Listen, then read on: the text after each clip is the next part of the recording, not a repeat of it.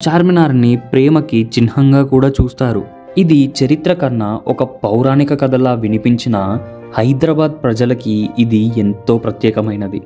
అప్పటి కింగ్ అయిన కులీ కుతుబ్ షా యువకుడిగా ఉన్నప్పుడు హిందూ అమ్మాయి అయిన భాగ్యమతిని ప్రేమించాడు. మూసీ నది వరదల్లో ఉన్న వర్షం, వరద, రాత్రి ఏదైనా కూడా ఆమెను చూడడానికి అతను తరచుగా తన గుర్రంపై వెళ్ళేవాడంట. అలా ఆ రాజు ప్రేమించిన అమ్మాయి పేరు భాగ్యమతి అండ్ తను ఉన్న నగరానికి పేరు కూడా భాగ్యనగరంగా మార్చడం జరిగింది అని కూడా చెప్తుంటారు. అండ్ తర్వాత అది హైదరాబాద్గా మారిందనే కథ కూడా ఉంది. కొంతమంది ఏమంటారంటే చార్మినార్ అనేది కులీ కుతుబ్ షా తన ప్రేమకి స్మారకంగా కట్టించింది అని. ఈ ప్రేమ కథ అద్భుతమే, కానీ చరిత్రలో దీనికి ఉన్న ఆధారం చాలా తక్కువ. అందుకే దీన్ని ఒక యాన్షియంట్ రొమాంటిక్ థియరీ అంటారు.